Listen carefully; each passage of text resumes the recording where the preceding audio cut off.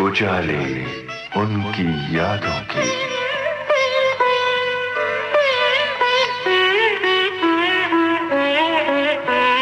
उजाले उनकी यादों के।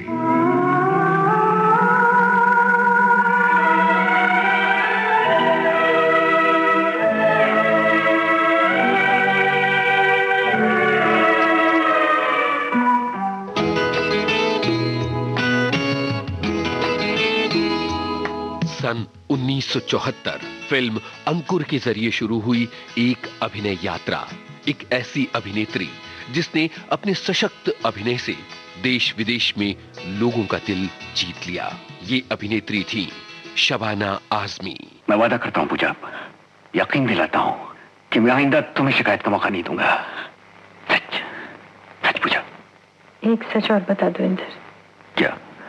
जो कुछ तुमने मेरे साथ किया, अगर वही मैं तुम्हारे साथ करती और इसी तरह लौट कर आती तो क्या तुम मुझे वापस ले लेते? नहीं। शबाना आजमी ने कलात्मक फिल्में भी की और कमर्शियल फिल्में भी, और कहीं ऐसा नहीं लगा कि वो अपनी भूमिकाएं आधे मन से कर रही हैं। वो हर भूमिका में गहराई से उतरी और बहुत ही सहज और सरल नजर आई रुपहले पर्दे पर। ये क्या कह रही हो राधा? मैं अपने से ज्यादा तुम्हें जानती हूँ। बच्चों का साथ दिया तो तुमने मेरा साथ छोड़ दिया। कितनी बड़ी सजा दे रहे हो मुझे। मेरे बिना एक पल भी नहीं गुजारते थे। आज पूरे 4 दिन हो गए और मैं 4 दिन से अंगारों पे लेट रही हूँ। मेरी कोई परवाह ही नहीं। सारे नाते तोड़कर, अपना अधिकार छोड़कर यहाँ चले आए। किशन, मैं तो तुम्हारे सहारे जी रही हूँ। तुम्हारे पास बहुत सहारे हैं राधा। ममता ने मेरे पाँव क्या जकड़ लिए कि तुम्हारे दिल में कांटा चुभ गया और उसी को लेकर बैठ गए। ये क्यों नहीं सोचते कि मैं किस चौराहे पे खड़ी हूँ, जिधर भी जाती हूँ अधूरी रह जाती हूँ। मेरी विपदा सुन के तो पत्थर भी पिघल जाता, लेकिन तुम तो पत्थर भी नहीं हो। एक बेजान आत्मा हो। प्यार, मोहब्बत, जज्बात कुछ भी नहीं। तुम्हारे सीने में दिल ही नहीं। You are heartless. You are heartless. Shabana Azmi की खामोशी के रुपहले पर्दे पर अपने मायने हैं और उनके संवादों के अपने मायने। याद कीजिए फिल्म अर्थ की ये गजल और शबाना आजमी का आंसू आंसू चेहरा। तुम इतना जो मुस्कुरा रहे हो, क्या गम है जिसको छुपा रहे हो। शबाना आजमी ने फिल्म संसार के कुछ नामी निर्देशकों के साथ काम किया और जीवंत कर दी कुछ भूमिकाएं। शबाना आजमी को मिले देश विदेश के कई नामी पुरस्कार। उजाले उनकी यादों के इस कार्यक्रम में अभिनेत्री शबाना आजमी से विजय अकेला की बातचीत।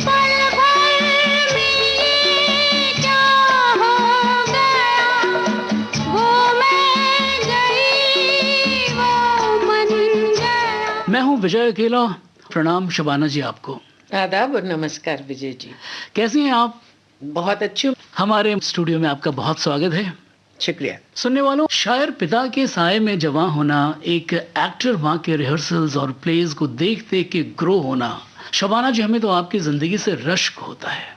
देखिए, मैं ये ज़रूर मानती हूँ कि जिस माहौल में मैं पली बड़ी, जिस तरह की परवरिश मेरी हुई है, जिस तरह के लोगों से बहुत अपने आप को खुशकिस्मत समझती हूँ कि जिस तरह के लोगों के बीच में मैं पली बड़ी हूँ, जाहिर है उसका बहुत बड़ा असर मुझ पर रहा है। आप देखिए कि कितनों को नसीब होता है ये कि बेगम अख्तर, फैज़ अहमद फैज़, जोश मलिहाबादी, फिराक गोरखपुरी उनके घर में आके उनके साथ रहें। जब भी तो कह रहा हूँ, किन को ये नसीब होता है कि उनके घर में गुरुदत्त, चेतनानंद, एस.डी. बर्मन, मदन मोहन घंटों गुजारते हैं।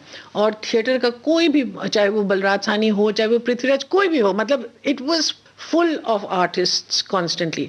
और जो सबसे बड़ी बात थी वो ये था कि मेरे अब्बा जो हैं ये कहते थे कि मेरे घर पे कोई चौकीदार नहीं रहेगा और किसी को भी इजाज़त है कि वो अंदर आए। किसी से पूछताछ नहीं होगी कि आप कौन हैं और आप किससे मिलना चाहते हैं, क्योंकि अब्बा के पास एक तरफ से तो आप देखिए कि गवर्नर ऑफ महाराष्ट्र भी आते थे, दूसरी तरफ से एक नंगे पाँव वर्कर जो मजगांव में काम कर रहा है, मदनपुरे में काम कर रहा है, उसको भी पूरी खुली छूट थी। तो दो बिल्कुल मुख्तलिफ तरह के लोगों को पूरी सेम तरह की इज्जत मिलती थी। वो हमारे लिए एक बहुत बड़ी बात थी।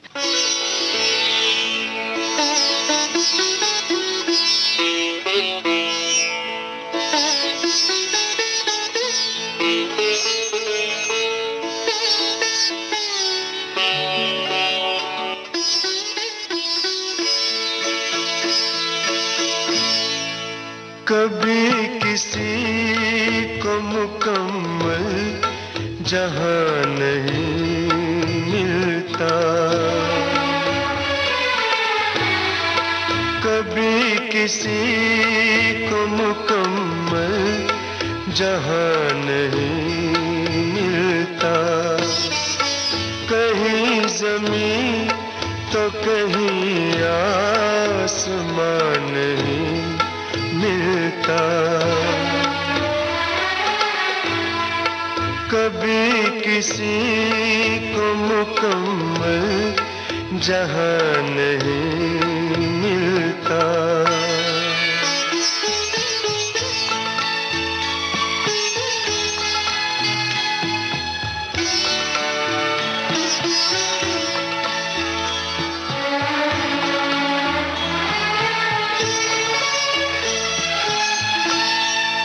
जिसे भी देखिए वो अपने आप में गुम है। जिसे भी देखिए वो अपने आप में गुम है। जुबान मिली है मगर हम जुबान नहीं मिलता। जुबान मिली है मगर हम जुबान नहीं मिलता। कभी किसी को मुकम्मल जहां नहीं मिलता।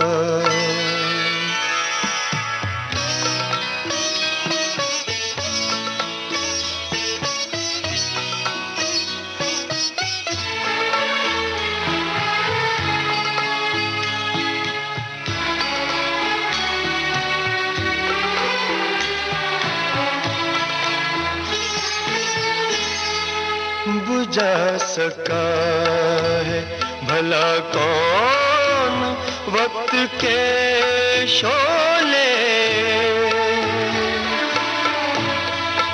बुझा सका है भला कौन वक्त के शोले। ये ऐसी आग है जिसमें धुआं नहीं मिलता। ये ऐसी आग है जिसमें धुआं नहीं मिलता।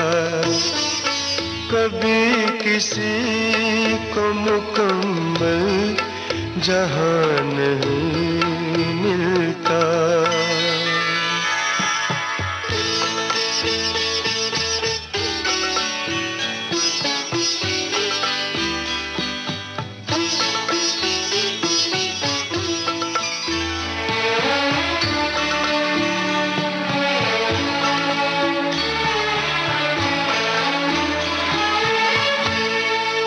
तेरे जहान में ऐसा नहीं कि प्यार न हो।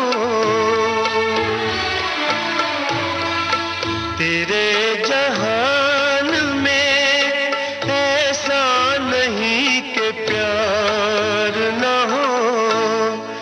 जहां उम्मीद हो इसकी वहां नहीं मिलता। जहां उम्मीद हो इसकी वहां नहीं मिलता। कभी किसी को मुकम्मल जहां नहीं मिलता।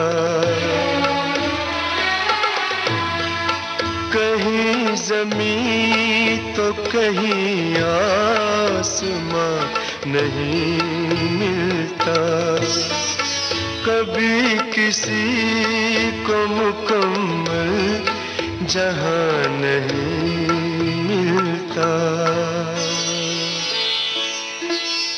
मेरा नाम शबाना सरदार जाफरी साहब ने ही दिया है, और जो मुझे अपनी बचपन की जो चीज़ें बहुत पसंद है उनमें से एक बात मैं समझती हूँ, विरासत में जो सबसे बड़ी विरासत मुझे मिली वो है हिंदुस्तान की गंगा जमनी तहजीब की इज्जत करना। क्योंकि हमारे यहाँ हर तरह के फेस्टिवल्स मनाए जाते थे, होली, दिवाली, ईद, क्रिसमस वगैरह। बल्कि ऐसा होता था कि 26 जनवरी को और 15 अगस्त को सब बच्चों को एक ट्रक में बिठाया जाता था और हमको चौपाटी पे जो लाइट्स हैं वो भी दिखाई जाती थी। तो एक तरह से एक नेशनल फेस्टिवल का भी एक सेंस था।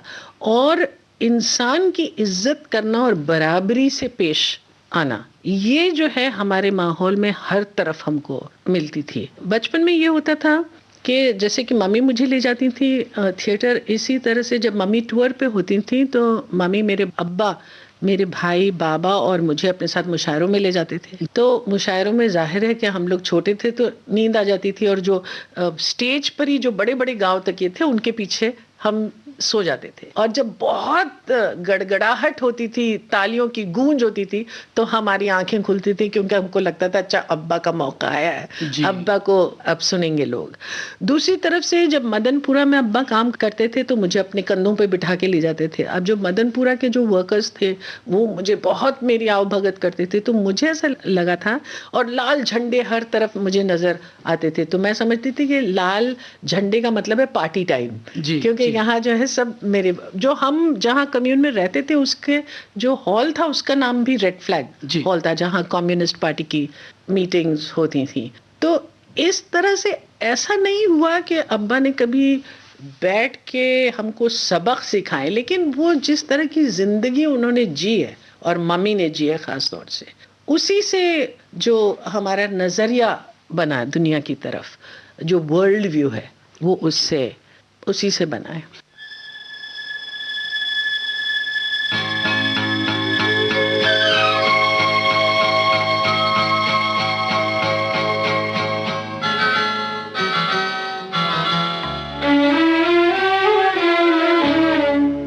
झुकी झुकी सी नजर बेकरार है कि नहीं, झुकी झुकी सी नजर बेकरार है कि नहीं, दबा दबा सा सही दिल में प्यार है कि नहीं, झुकी झुकी सी नजर।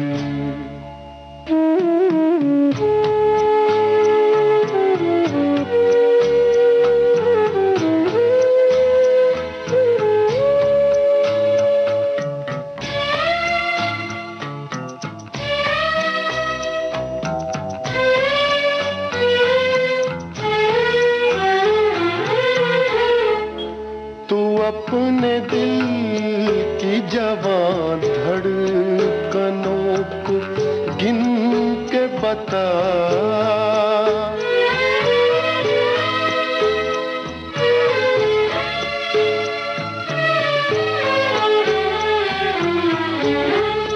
तू अपने दिल की जवां धड़कनों को गिन के बता, मेरी तरह तेरा दिल बेकरार है कि नहीं, दबा दबा सा सही दिल में प्यार है कि नहीं, झुकी झुकी सी नजर।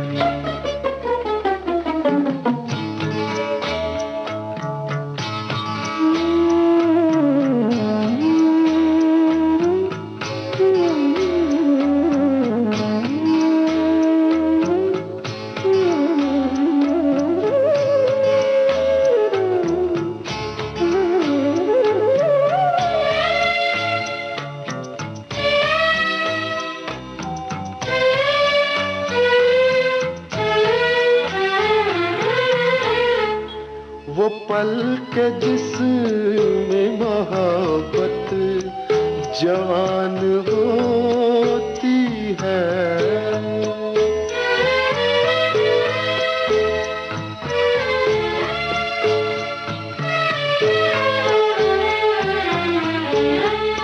वो पल के जिसमें मोहब्बत जवान होती है, उसे दो पल का तुझे इंतजार है कि नहीं, दबा दबा सा सही दिल में प्यार है कि नहीं, झुकी झुकी सी नजर।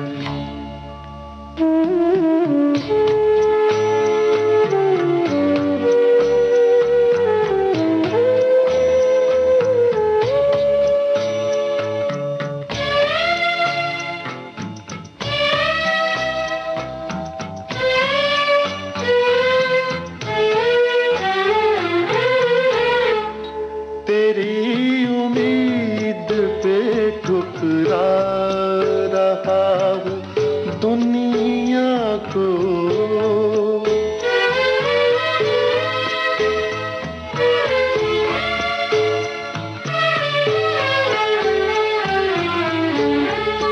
तेरी उम्मीद पे ठुकरा रहा हूँ दुनिया को, तुझे भी अपने पे ये एतबार है कि नहीं, दबा दबा सा सही दिल में प्यार है कि नहीं, झुकी झुकी सी नजर। शबाना जी, कैफी आजमी साहब आपके अब्बा थे जो फिल्मों में गीत भी लिख रहे थे और मुशायरे भी करते थे। जाहिर है आपको बचपन में बहुत नाज होगा उन पे, या कभी कभी बचपने में आप उनको पूरी तरह से समझ नहीं पा रही थी, क्योंकि आपका जो एक आर्टिकल है अब्बा, उसमें आपने कुछ ऐसा बयां किया है कि आप सही तरीके से उनको आंक नहीं पाई थी बचपन में। उन्होंने कई बातें की हैं, जैसे काले रंग का क्या महत्व होता है, ये भी उन्होंने आपको समझाया था। देखिए, मैं जो हूँ एक अंग्रेजी स्कूल में पढ़ती थी, क्वीन मैरीज हाई स्कूल, और जैसे कि मेरी दूसरी सहेलियां थीं स्कूल में जो क्लास स्टूडेंट्स थीं, उनके पास सबके पास एक गोरी गुड़िया थी जिसकी नीली आंखें थीं और भूरे बाल थे। तो मैं भी ये चाहती थी कि मेरे पास भी ऐसी गुड़िया हो, लेकिन अब्बा ने, मैं इतनी छोटी सी थी, 7 साल की थी, और उन्होंने मुझे काली गुड़िया दी, और वो भी लकड़ी की, जो अफ्रीकन गुड़िया होती है वो। और मुझे लगा ये कोई गुड़िया है क्या देने वाली, तो उन्होंने तब मुझे बताया कि देखो ब्लैक इज ब्यूटीफुल टू, जो कि आज इतने सारे सालों बाद लोग बताते, तो मुझे ऐसा लगता था ये कुछ अजीब ही आदमी है मेरा अब्बा। फिर ये भी मुझे हैरत होती थी कि भाई ये टाई पहनकर और ऑफिस नहीं जाते हैं, भाई बाकियों के डैड्स जो हैं वो सब दफ्तर जाते हैं, ये तो एक कुर्ता पजामा पहन के और घर पे बैठ के कुछ लिखते रहते हैं। तो शायर का क्या मतलब होता है? शायर ऐसा आदमी होता है जिसके पास कोई काम नहीं होता। I used to think it was a euphemism. फिर उसके बाद हुआ ये कि जब स्कूल में मैंने पोएट्री पढ़ना शुरू की, जब कीट्स मुझे बहुत पसंद थे, वर्ड्सवर्थ बहुत पसंद थे, तब मेरी समझ में आया वो ये तो बहुत बड़े हैं मेरे अब्बा। और जब उन्होंने फिल्मों में गाने लिखना शुरू किए तो उनकी तस्वीरें आने लगी पेपर्स में। फिर मेरी फ्रेंड्स कहती थी अरे तुम्हारे अब्बा का की तस्वीर आई है, तो तब मुझे ऐसा लगता था अरे भाई मेरे अब्बा सबसे अलग है करके मैं उनको फौरन ओन अप कर लेती थी।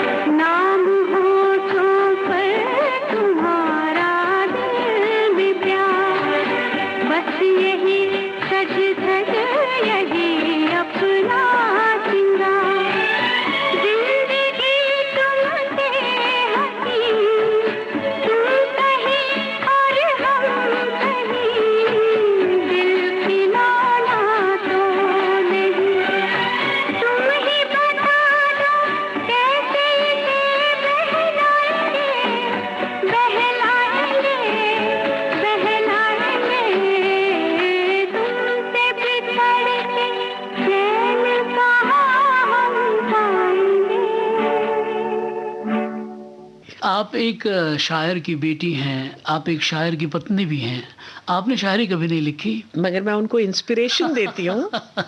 जी जी जी। शबाना जी, आपका जो लिखा हुआ आर्टिकल है मेरे अब्बा या अब्बा, ये मैंने देखा पिछले दिनों देश विदेशों के 6ठी और 7वीं क्लास के कोर्स में प्रिस्क्राइब्ड हैं। हाल में खबर आई कि लोकतंत्र के इस हिमायती शायर कैफी आज़मी की कविताएं राजतंत्र के हिमायती देशों में भी पढ़ाई जा रही हैं, यूएई में खास तौर पे। देखिए, ये बहुत खुशी की बात है, क्योंकि जो शायर होता है, मेरा ये मानना है कि जो शायर होता है वो किसी एक मुल्क में बंधा हुआ नहीं रह सकता। पोएट्री एक ऐसी चीज़ है कि उसमें एक यूनिवर्सल अपील है, बल्कि यूनिवर्सल अपील होना चाहिए जी। और ये क्यों है कि सिर्फ जो अंग्रेज़ शायर हैं उनके बारे में हमें पता चलता रहे, लेकिन जो हमारे कवि हैं और जो हमारे शायर हैं उनके बारे में लोगों को क्यों नहीं पता बिल्कुल, चले। बिल्कुल। तो ये अब जो ये एक नया ट्रेंड शुरू हुआ है, इसलिए मुझे लगता है कि देर आए मगर दुरुस्त आए। जी बिल्कुल बिल्कुल।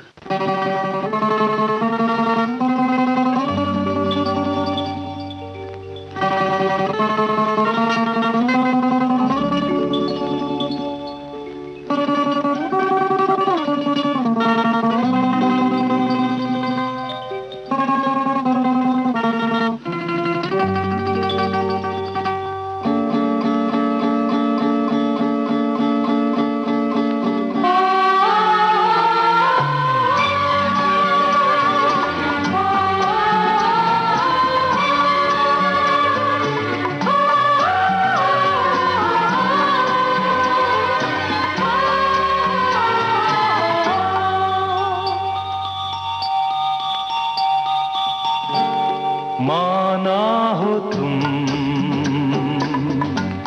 बेहद हसी, ऐसे बुरे हम भी नहीं। माना हो तुम बेहद हसी, ऐसे बुरे हम भी नहीं। देखो कभी तो प्यार से, डरते हो क्यों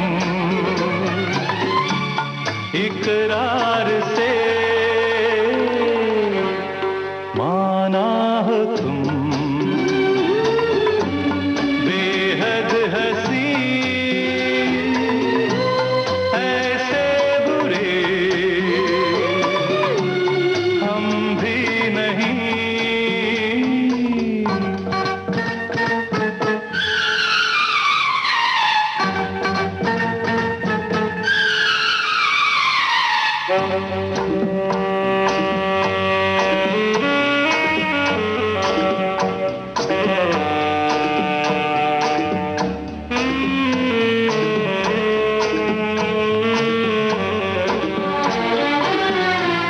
खुलता नहीं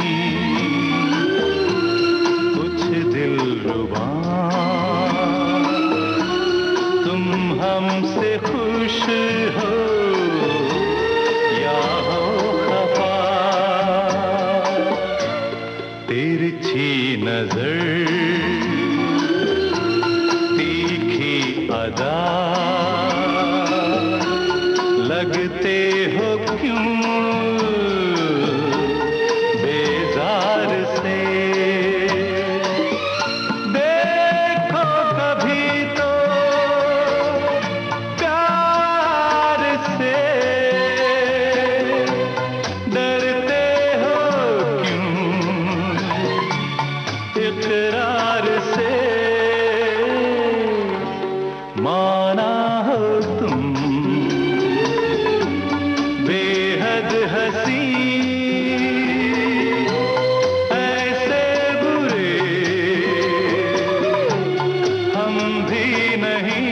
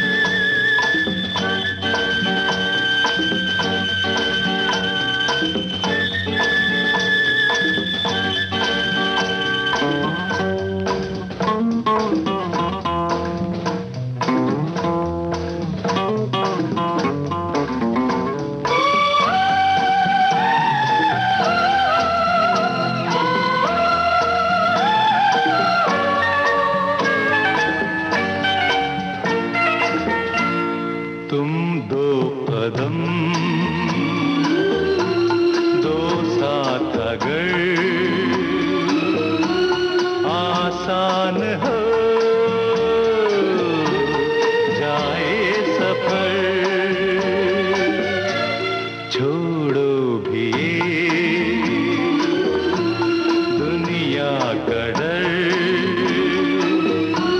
तोड़ो न दिल इनकार से, देखो कभी तो प्यार से, डरते हो क्यों इकरार से, माना हो तुम बेहद हंसी, ऐसे बुरे हम भी नहीं, देखो कभी तो प्यार से, डरते हो क्यों इकरार से।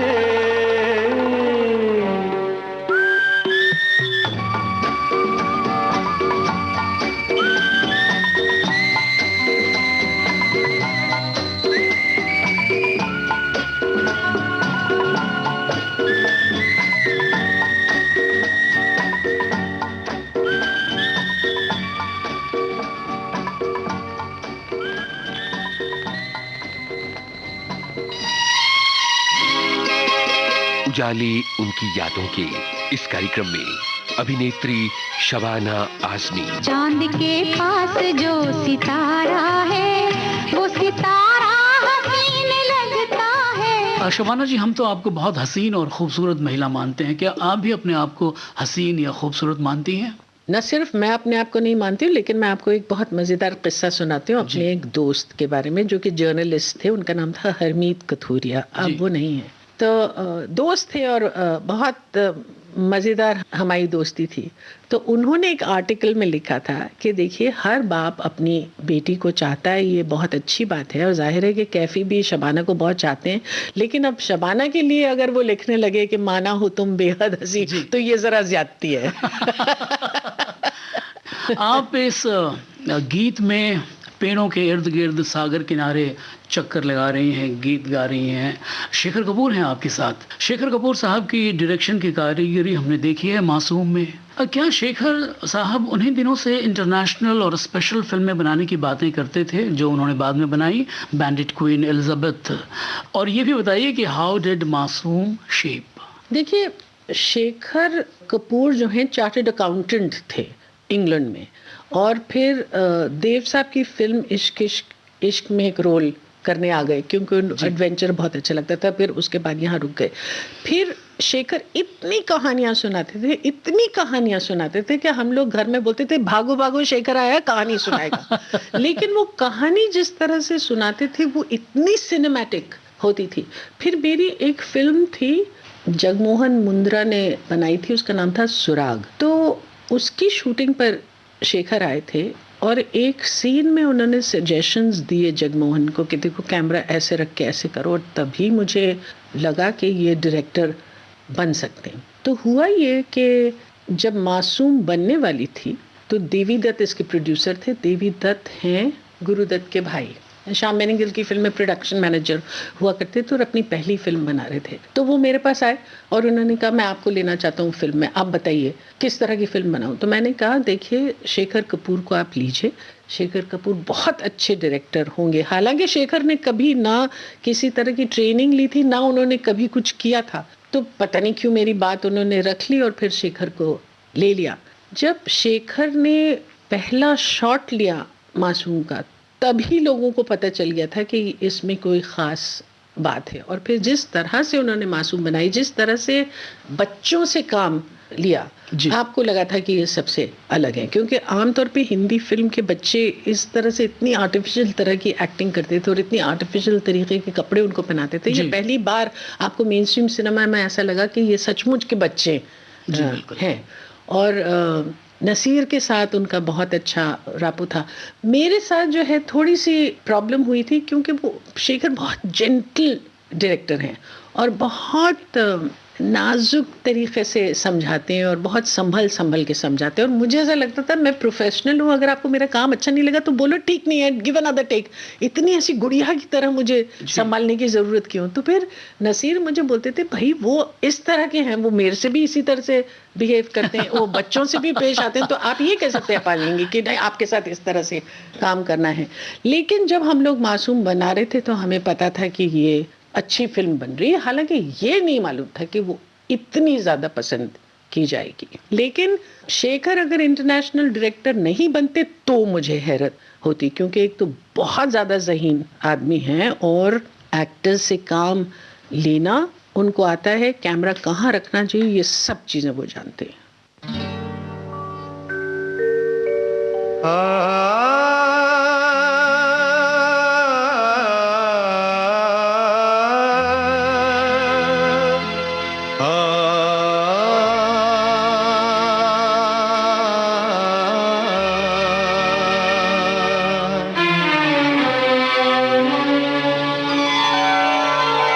हुजूर इस कदर भी ना इतरा के चलिए, हुजूर इस कदर भी ना इतरा के चलिए, खुले आम आकर न लहरा के चलिए, हुजूर इस कदर भी न इतरा के चलिए, खुले आम आकर न लहरा के चलिए, हुजूर इस कदर भी न इतरा के चलिए।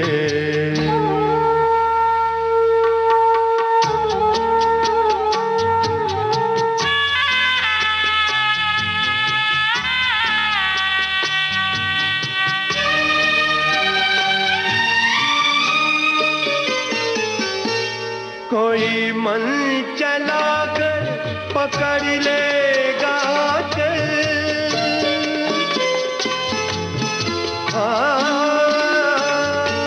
कोई मन चला कर पकड़ लेगा, जरा सोचिए आप क्या कीजिएगा। लगा दे अगर बढ़ के जुल्फों में कलियां, लगा दे अगर बढ़ के जुल्फों में कलियां, तो क्या अपनी जुल्फें झटक दीजिएगा, हुजूर इस कदर भी न इतरा के चलिए, खुले आम आंचल न लहरा के चलिए, हुजूर इस कदर भी न इतरा के चलिए।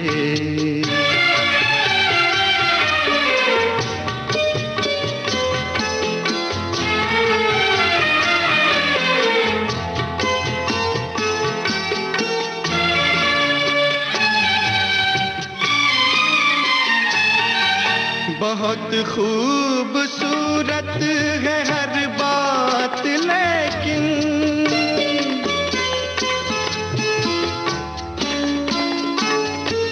बहुत खूबसूरत है हर बात, लेकिन अगर दिल भी होता तो क्या बात होती। लिखी जाती फिर दास्ताने मोहब्बत, लिखी जाती फिर दास्ताने मोहब्बत, एक अफसाने जैसी मुलाकात होती, हुजूर इस कदर भी न इतरा के चलिए, खुले आम आंचल न लहरा के चलिए, हुजूर इस कदर भी न इतरा के चलिए, खुले आम आंचल न लहरा के चलिए, हुजूर इस कदर भी न इतरा के चलिए। शबाना जी, आप पे इतने खूबसूरत खूबसूरत गीतों का पिक्चराइजेशन हुआ है कि हम किसे बजाएं और किसे छोड़ें। आपने इतनी गज़ब की फिल्में की हैं कि हम किस फिल्म की बात करें, किस पे नहीं करें। क्या होती है ये फिल्मी ज़िंदगी, एक एक्ट्रेस की ज़िंदगी? आपने तो जी सी ली है, बताइए। देखिए, लोग समझते हैं कि बहुत ग्लैमरस होती है एक्टर्स की ज़िंदगी, लेकिन ऐसा है नहीं, क्योंकि आपको बहुत मेहनत करना पड़ता है और पर्सनल सैक्रिफाइसेस बहुत करने पड़ते हैं। जिस ज़माने में मैं बहुत सारी फिल्मों में काम कर रही थी, इस बात का मुझे शिद्दत से एहसास था कि मेरे जो दोस्त हैं, जो करीबी दोस्त हैं, उनके लिए कभी मेरे पास वक्त ही नहीं था। इस बात का एहसास होता था कि फैमिली के लिए कभी वक्त नहीं है, कि जो फैमिली के फंक्शंस में उसमें सब जमा हो रहे हैं, शबाना गायब है, या स्कूल के यूनियन हो रहा है तो शबाना गायब है। तो आपको ऐसा लगता है कि भाई कुछ हद तक तो आपके फ्रेंड्स एडजस्ट कर सकते हैं, मगर उसके बाद वो आपको छोड़ देंगे अगर आप इतने मसरूफ हैं कि कभी वहाँ जा ही नहीं सकते। या जब आप मतलब रोज इस तरह से शूटिंग करते हैं, तो जब आप वापस आते हैं तो आप इतने थके हुए होते हैं कि आपका जी करता है कि बस फौरन जो है अपने कपड़े उतारा, नहा धो और जाके सो जाओ। तो सोशलाइजिंग के लिए आपके पास वक्त नहीं होता है। एक दिन मुझे याद है कि मैं शूटिंग पर जा रही थी और रोने लगी, तो जावेद ने बोला क्या हुआ? तो मैंने कहा देखो, मैं ये घर के पर्दे 6 महीने से बदलवाना चाह रही हूँ और मेरे पास इतना वक्त नहीं है कि मैं जाके पर्दे खरीदूँ। तो उन्होंने कहा कि तो किसी और से कह दो वो तुम्हारे लिए ले आए। तो मैंने कहा नहीं, वो तो मुझे खुद ही करना है। तो फिर उन्होंने कहा कि देखो, आपको जो है ना प्रायोरिटाइज करना पड़ेगा, ये तय करना पड़ेगा कि सबसे ज़्यादा अहमियत किस चीज़ की है, और उस हिसाब से सुपर वुमन बनने की कोशिश मत करो। हेल्प है, हेल्प लो और करो। जो आप कर रहे हो वो इतना ज़रूरी काम है और वो इतना अच्छा काम है कि उसके लिए अगर आपको बाकी की चीज़ों को थोड़ा सा सैक्रिफाइस करना होता है, आप करिए। तो मैंने बोला मेरी मम्मी भी सुपर वुमन थी, वो काम भी करती थी, पैसे भी कमाती थी, बच्चों की भी देखभाल करती थी, घर भी इतना अच्छा चलाती थी। फिर उन्होंने बैठ के मतलब मुझसे बात की और फिर स्लोली मुझे ये समझ में आने लगा कि हाँ, ये जो सुपर वुमन बनने की कोशिश की जाती है ये मुमकिन भी नहीं है और इसकी कोशिश भी नहीं करनी चाहिए। जैसे कि मुझे घर में खाना पकाना बिल्कुल भी नहीं आता है। खाना बनाने का ये हुनर है मेरे हाथ में कि अगर आप दुनिया की सबसे मज़ेदार डिश बना रहे हैं और आप मुझसे कहें मैं 1 मिनट के लिए रसोई घर से बाहर जा रही हूँ, ज़रा इसको सिर्फ चमचा चला दो, तो जब तक आप वापस आएंगे तो जल के कोयला हो जाएगा वो खाना। इस तरह की मेरे में सलाहियत है। तो मैं अगर घर पे कभी खाना भी बनाऊं तो सब लोग भाग जाते हैं और कहते हैं नहीं आज हमको। सिर्फ मेरे एक अब्बा थे, सिर्फ अब्बा, जो कहते थे नहीं मेरी बेटी का हाथ का खाना बहुत अच्छा है।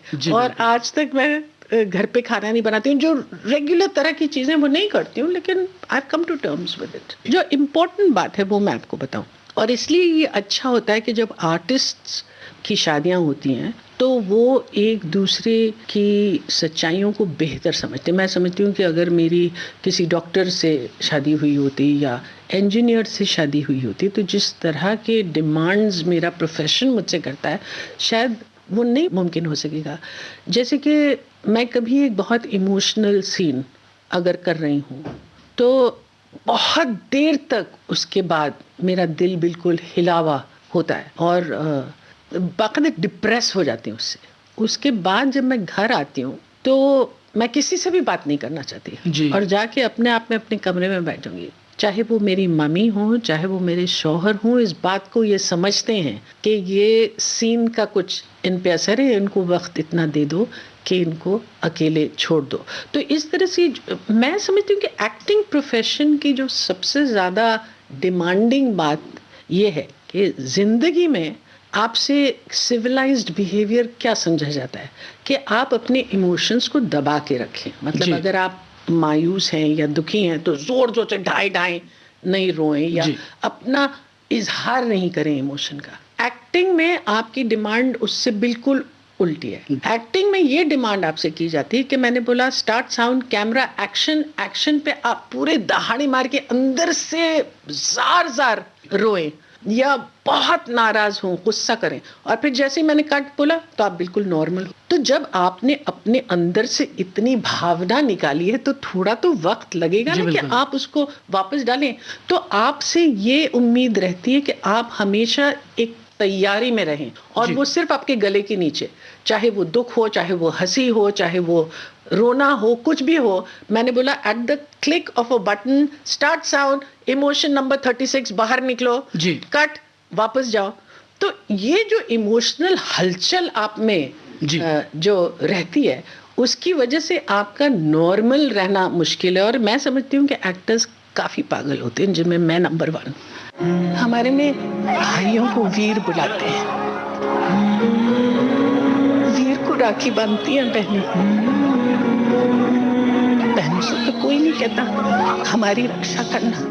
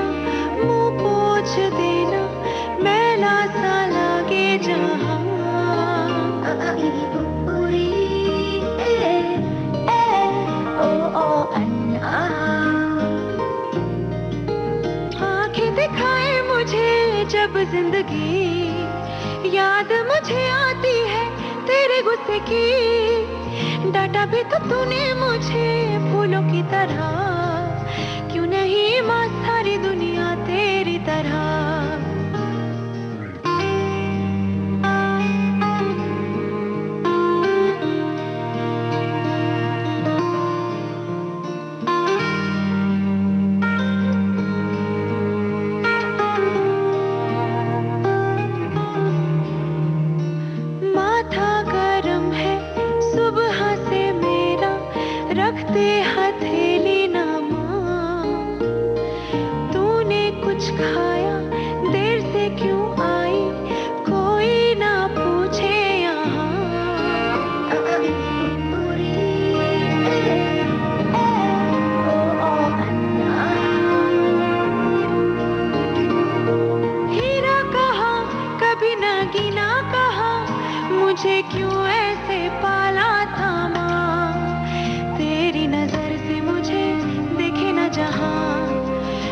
को तो डांटेगी ना माँ, तेरी नजर से मुझे देखे ना जहाँ, दुनिया को तो डांटेगी ना माँ। मुझको शिकायत करनी है सबकी, मुझको सताते हैं माँ, अब तू छुपा ले पास बुला ले, मन है अकेला यहाँ।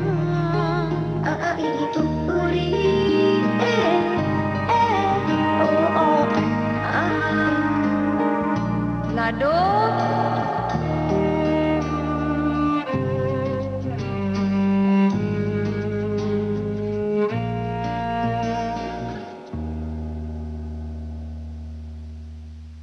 शबाना जी, क्या मेथड एक्टिंग का प्रोसेस कहते हैं जिसमें? देखिए, मेथड एक्टिंग जो है स्टैनिस्लाव्स्की उसके बारे में बात करते थे और हमको रोशन तनेजा ने स्टैनिस्लाव्स्की ही सिखाया था। स्टैनिस्लाव्स्की का ये कहना था कि एक्टर पानी की तरह होना चाहिए, कि आप उसको किसी भी वेसल में डाल दें तो वो उसका शेप ले ले, और अगर आप ये 3 लफ्ज इफ आई वर प्रीफिक्स कर दें तो कोई भी किरदार आप कर सकते हैं, चाहे वो मदर ट्रीजा हो, चाहे वो स्ट्रीट वॉकर हो, चाहे वो रानी हो, चाहे वो हाउसवाइफ हो, कुछ भी। एक्टर की ये जिम्मेदारी है कि जो उसके लिए लिखा गया है उस कैरेक्टर के साथ वो पूरा इंसाफ करे। जी, पूरा इंसाफ करने के लिए मैं समझती हूँ कि जो हिंदी फिल्म में बहुत देर तक जो गलत बात रही है वो ये है कि एक्टर्स ने अपने परफॉर्मेंसेस को दूसरे परफॉर्मेंसेस पे बेस किया है। देखिए, हम सब ने हमारे फेवरेट एक्टर्स होते हैं, तो अगर मुझे मीना कुमारी पसंद है तो मैं ये सीन जब मुझे मिलता है तो मुझे ऐसा लगता है कहीं सबकॉन्शियसली कि मीना जी कैसा करती ये सीन, जी। और तो मैं वैसा रिपीट करने की कोशिश करूँ, ये बिल्कुल गलत बात है। जी जी एक्टर को तो जो अपना बेस है वो जिंदगी अपने में खुद होनी चाहिए, जी। और जो कैरेक्टर्स को आप बेस करते हैं वो रियल लाइफ के कैरेक्टर्स होने चाहिए, तभी उनमें सच्चाई पैदा हो सकती है। जी। तो ये सब आपको स्टैनिस्लाव्स्की सीख मिलती है। हम लोगों को काम करना नहीं। काय को काम नहीं करना? 8 आने बढ़ा के दूंगी। रोको रोको, तो मेरी इज्जत लेंगे क्या? क्या बात कर रहे हो तुम? अब मेरा मुंह क्या देख रहे हैं? उसको तो भगा दिए। नहीं चलेगा। चलो काम करो। बोलती मैं। लेके जाओ इसको। वैसे कम मुसीबत है मेरे पर। तेरे को काम करने का ठेका दी थी ना मैं? वही तो कर रहा था वो। होशियारी दिखा रही है। दूसरे बच्चों का हाथ को नहीं बटाती। दूसरा काम मैं नहीं करने वाली। हाँ, नहीं करने वाली मतलब तेरा बाप भी करेगा। ए भाई, बाप का नाम नको निकालो। हाँ तो तेरे को निकाल के बाहर फेंकती हूँ मैं। बासंती, नादरा, जरा इस परवीना को बाहर निकाल के फेंको। भाई ऐसा करो, हम सब कुछ बाहर निकाल डालो। क्या बोली? चूल्हा अंडी करना था तो इस धंधे में ही काहे को घुसते? रियाज तक का तो बकत नहीं है यहाँ। बसों में भरकर लोग आने वाले थे। कहाँ है वो? अकेला टुंगरू सी होशियार था। नाम न ले उस झाड़ू फिरे का। हमारे जैसे सर तो नहीं रहा ना यहाँ। बासंती, तू भी आओ, इन्हें भी। हमारे को ये जगह छोड़ना है छोंगी। तू ऑर्डर देती मेरे को? जाओ तुम लोग सब जाओ। इतनी जरा सी मुसीबत पड़ी तो गिरगुट के वैसा रंग बदल डाले। अपना हिसाब किताब करो और मुंह काला करो यहाँ से। अरे तुम रोज दगा दे दिया मेरे को तो तुम लोग किस खेत की मूली? हाजिरा, तू बाई को छोड़ने के बाद काय को करी रे? ठीक है, तू ही सड़िया। अगर नादिरा जाएगी तो मैं भी जाऊँ। तू सोच ले अच्छी तरह। सोचो क्या? भाई जैसा दूसरी जगह मेरे को नाचने गाने का बकत कौन देगा? जंगल का मोहर बनकर इधर ही नाच। आय अम्मा, मैं नहीं बचेंगे अम्मा, मैं मर जाएंगे अम्मा। अरे रसाला जला तालेदार की जिंदगी उजाड़ जाएगी अम्मा। मेरे कुआ टक्कर के छोड़ गया। आय आय अम्मा, अरे अम्मा मैं नहीं बचेंगी। मेरा दिल ऊपर को नीचे को होता रही अम्मा। मैं नहीं मरेंगी, मेरे को दर्द होता रही अम्मा। वैसे इसका मुसीबत थी मेरे पास। तो तेरे को भी अभी पेट खाली करना था। अम्मा मैं नहीं बचेंगी, मैं मर जाएंगी अम्मा। पिछले जन्म का पाप है जो भुगत रही, मगर ऊपर वाला देख रहा है सब। अगले जन्म में नहीं रुलाएगा मेरे को, सब छोड़ के जाएंगे मेरे को। अरे ना शुक्र कहीं के, माँ के वैसे पाली हूँ सबको, मगर इस कलयुग में कदर कौन करता? जाओ मोरा सबके सब, कौन भी नहीं होना मेरे को। अकेले जिंदगी काट लूंगी। जी भी दगा देती। अब तेरे को क्या होना? पिंजरा खोलेंगी तो तू भी उड़ जाएगा। अरे उड़ेंगे तो सारे चील कवे काट लेंगे तेरे को। कि जब मैं मंडी में काम कर रही थी तो मैं बंबई में पीला हाउस गई थी और तवायफों से बाकायदा मिली। फारूक शेख और अजीज नाजा मुझे लेकर गए थे जी। वहाँ मैं उनसे मिली। फिर मैं दिल्ली गई थी तो अमृता सिंह की जो माँ है रुखसाना सुल्तान, वो मुझे लेकर गई थी जीबी रोड। जीबी रोड में जो पुरानी तरह के जो जिसको तवायफ आप कहते हैं उस तरह का उनका जो अंदाज था, जिस तरह से वो पान पेश करते थे, जो ज़बान इस्तेमाल करते थे, वो बिल्कुल तवायफाना उनका रवैया था। फिर शाम बेनिगल के साथ मैं हरी मंडी गई हैदराबाद में, जहाँ एक बिल्कुल बिना किसी मेकअप के छोटी सी कद की लड़की जो कि एक सफ़ेद ब्लाउज पहने हुए थे और प्लेन हरी नायलॉन की साड़ी और बिल्कुल झुक के मेरे सामने खड़ी हुई। उसको देख के आप बिल्कुल भी नहीं जान सकते थे कि ये पेशा करती है। और फिर उसको बोला अच्छा डांस करके दिखाओ, तो मेरी ही फिल्म का गाना पूजा करूंगी तेरी, जो कि एक इतना डिवोशनल सॉन्ग है, उस पे जितना वल्गर गाना उसने किया, मैंने कहा बाप रे ये तो बहुत अजीब बात है। और तो इस तरह से मैं बहुत लोगों से एक्चुअली जाके मिल के रिसर्च करके और फिर तो उसके लिए दैट्स मेथड एक्टिंग। जी जी।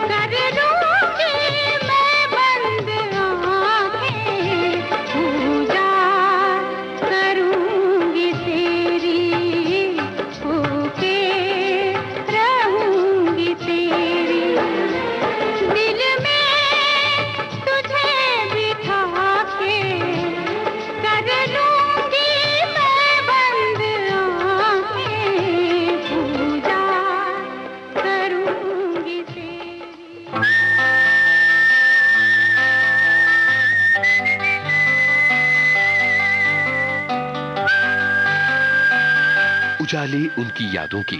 इस कार्यक्रम में आप सुन रहे थे अभिनेत्री शबाना आजमी से विजय अकेला की ये बातचीत। मुस्कुराता हुआ गुल खिलाता हुआ मेरा यार, मेरा यार, मेरा यार, मेरा यार। ये बातचीत आकाशवाणी के मुंबई केंद्र में रिकॉर्ड की गई। संयोजन जुबैर खान। विविध भारती की ओर से इस कार्यक्रम को प्रस्तुत किया कल्पना शेट्टी ने। दिल में तुझे बिठा के कर लूंगी मैं बंद आंखें, पूजा करूंगी तेरी, होके रहूंगी तेरी। उजाले उनकी यादों के।